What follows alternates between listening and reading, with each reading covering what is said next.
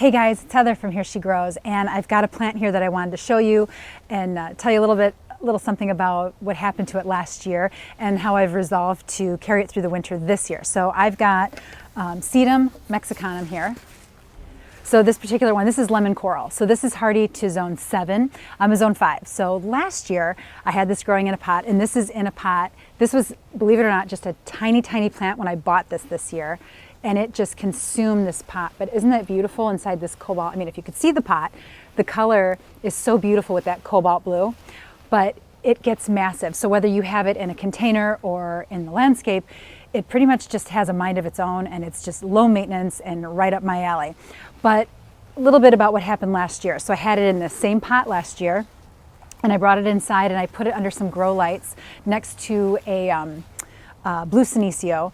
And the blue senecio I've had for years, and it's notorious for developing mealybugs. So things get stressed in the house because low light and all that, so it makes them more susceptible to issues. And so it developed mealybug. I had this guy right next to it under the grow lights, and lo and behold, it developed mealybug. And by the time I noticed it, this was like cotton balls all over it. So I just chucked it and decided that this year I would start fresh, and I'm going to store it instead of under grow lights. You could keep it under grow lights or put it in a sunny window. It's a tough plant. And my goal is to overwinter it indoors, treat it like a house plant. Super easy to keep. They don't like a lot of water. Just give it plenty of sun. So I've got a south-facing window, and you should see both of my daughters are off to college. So my oldest daughter, she has one of the only south-facing windows in the house. So her room has become my plant room. So when she comes home for Christmas break, excuse me, she's in for a rude awakening because her room is more like little shop of horrors in there. So anyway, I am going to cut this back, and I did first inspect it. I took it out of the container to make sure. I had a couple pill bugs in there and stuff like that. Just wanted to make sure there was nothing coming inside with it.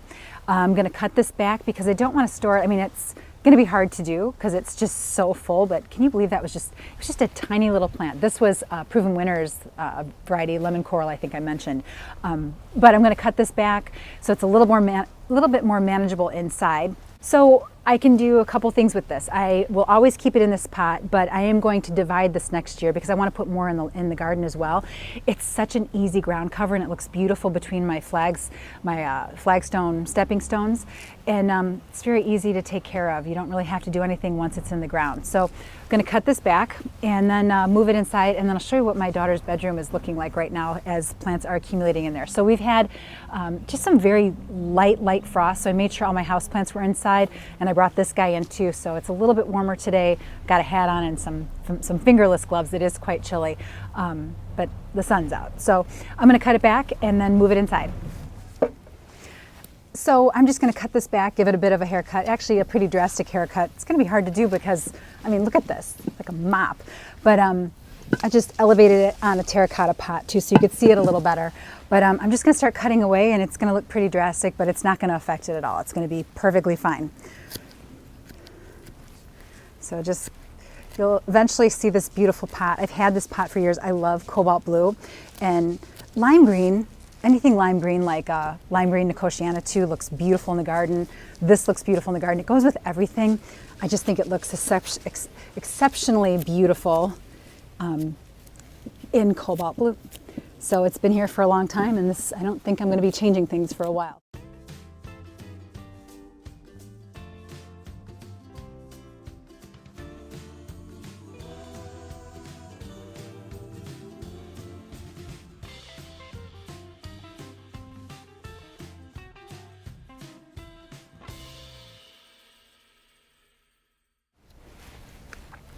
And there you go. The funny thing about this plant is it fills in really fast. Once you get it out in the sun and warm soil, it just has a mind of its own and it takes off. And I love plants like that. And I've not harmed it in any way. I've just cut it back and made it a little bit more indoor friendly. Treat it like a house plant, water it occasionally, not much because I don't want to rot it. It is a succulent. They can dry out a little bit, which is what I tend to do with most of my house plants anyway. I let them dry out almost completely and then water them, and I have very few problems. So this will have the same treatment. And then when I go to bring it back out in the springtime, I can take this out of the pot and divide it into small pieces. All you need is a little root, and I'll leave some in this container and let it do its thing again and look like a big giant lime green mop. And then other pieces will get plugged into different parts of the garden, like around my stepping stones and maybe as a border.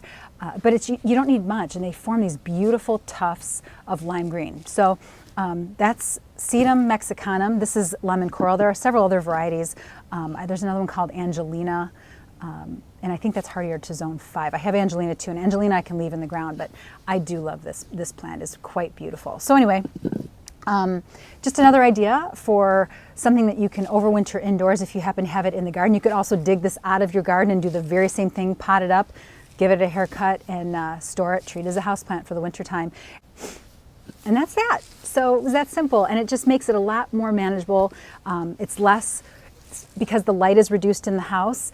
Cutting it back like this not only makes it more manageable, but it's less for the roots to support with diminished light. So this got a lot of light out on my patio, and the lower light means the plant will be will struggle a little bit. It'll start to get a little scraggly looking.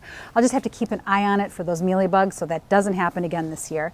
But what's great about plants like this is it saves you money in the long run. If you can bring them in and just store them in a bright window, you don't have to buy it next year. You can put that money towards something else that you want and make more plants out of this, which is always a wonderful thing to do and very budget friendly. So here's my daughter's room, and she's got one of the only south-facing bedroom windows in the house. So she's at school, and you know how you tell your kids that you're going to rent the room out as soon as they move out? Well, she'll be back for Christmas break, obviously, but I've kind of done that. I mean, it's become the plant room, I guess. So I put the lemon coral sedum here on a pedestal to raise it up a little bit. And then I also have my mangave in here. So in the foreground is Pineapple Express. And if you're not familiar with mangave, I did a whole post on these guys on the blog. So you can check that out at hereshegrows.com. Oh, and I see a critter on one. I thought I got all of it. Anyway, sorry for that. I'm going to have to get in there and clean that up. But anyway, so in the foreground here is Pineapple Express.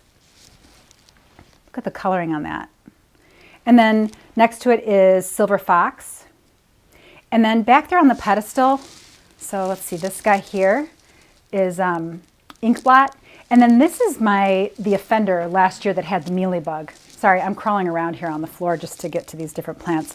But this is that blue senecio that always develops mealybug. And this is here temporarily. I'm going to put this under grow lights as soon as I get my rack set up and move that into the office so it can't affect anybody else this year. And this is my daughter's windowsill with plants in various states of decline. And she put her skull up here too, so that's kind of like, that's very apropos actually. So things are dying. I need to clean this up too, but looks like there's an echeveria and a few other things that are making it. And anyway, this ought to be perfectly fine. And hopefully next year I will have a beautiful lemon coral sedum that I can divide and put in other containers as a spiller also. So guys, if you like this video, please subscribe and give me a thumbs up and enjoy your gardens. I hope you're having a wonderful time these last few weeks, maybe even days, depending on what zone you're in. And I'll catch you in the next one.